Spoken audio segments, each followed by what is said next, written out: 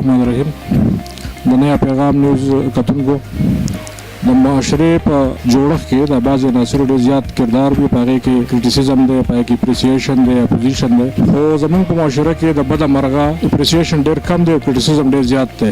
همدغه وجه ده چې نیا پیغام موږ دا هڅه کړې ده چې موږ په معاشره کې داسې خلک وګورو او هغوی اپریشیټ کړو چې یاره هغه څه نوی کار کوي، انویټیو کار کوي. په دې سلسله کې موږ نن راغلي یو چای ډابا ته. چای ډابا په منګوره کې اول ځل باندې یو نوی کانسپټ دی، نوی آیډیا ده او دا یو عام دغه نه دی، ځای نه دی عام د چای یا د خوراک یا رسټورانټ ټایپ ځای نه دی. دا داسې یو ځای دی لکه څنګه چې زموږ د پاکستان په ادب کې د پاک ټي سټال یو کردار دی، دغه شان دا په دغه آیډیا باندې دا ځای جوړ شوی دی. دلته کې مختلف د معاشرې خلک راځي، دلته یو انفارمل انوایرمنټ دی، ماحول دی. دلته سټوډنټ راځي، دلته یوت اکټیویسټ راځي، دلته پروفیشنلز راځي، ډاکټرز راځي او هغوی دلته کې یو بل سره انټریکشن کوي، یو بل سره آیډیاز شیر کوي. دغه سلسله کې موږ راغلي یو د چای ډابا چې کوم روح روان دی، چا چې دا سټپ اخیستی دی یاسین اکبر سراب سره ناست شو، د هغه نه ورته په دې اړه باندې تپوسونه کوم چې یاره د ذهن ته دا خبره څنګه راغله.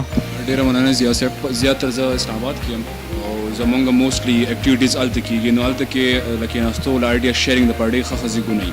لایک هلته یوت راځي، انټریکشن کېږي، چیس کېږي، خوراک خوړل کېږي، گیمز کېږي، یو ډېر ښه ټایم تېرېږي.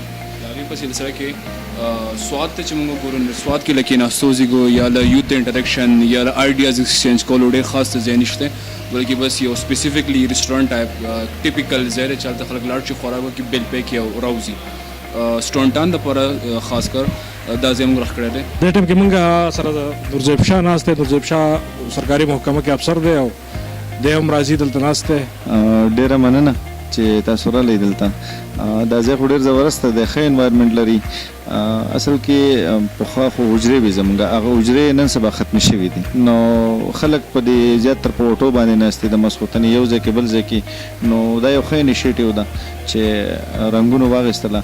اوس د هغې نه بعد موږ راځو دلته خپل ګیم یې وکړو، یو ښکلی غوندې کې انوایرمنټ دی، ښه ماحول دی، ملګرو سره ملو شو.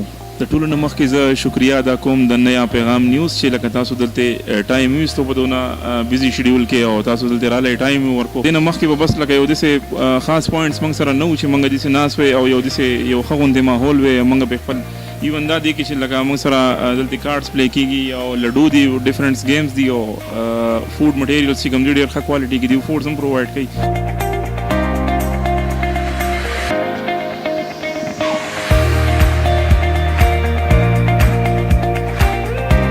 دلته بل ملګري سره ناست خبرې کوو. د ځوانانو سره د انټرټینمنټ یا د ګیدرینګ څه ځایونه نشته دی، څه سوشل سپیس نشته دی.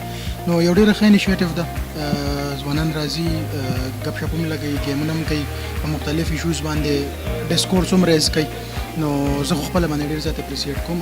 مونږ ته چې هم فري ټایم کله میلاو شي نو راځو دلته کې ګپ شپ هم لګو، گیم هم کوو، خوراک هم کوو. رواني وسیم حیدر صدر دی د پرامن پاکستان. دوی نه تپوس کوو چې دوی څه وایي دلته. بسم الله الرحمن الرحیم. چای ډابا څنګه چې حریص وي، یو داسې یو پلیټفارم دی د یوت لپاره کوم چې په کلچر او په ټریډیشن باندې کار کوي. دې ټایم کې خبرې کوو مرزیب سره. مرزیب ینګ ډاکټر دی. موږ په دې ډېر زیات خوشحاله شو. نن زه رالم ایون اسلام آباد نه اوسه، کزن ته مې ویل چې داسې ماحول ته مې بوزه بور شوی یم. نو ده راته ویل چې راځه داسې یو چای ډابا کولاو شوې ده او هغې ته به چکر ولګوم. نو رالو دلته کې نو ډېر زیات خوشحاله شو. ماحول ډېر زیات ښه دی. بل د چای به ډېر زیات صفت وکړي. چای ډېر مزدار چای دی.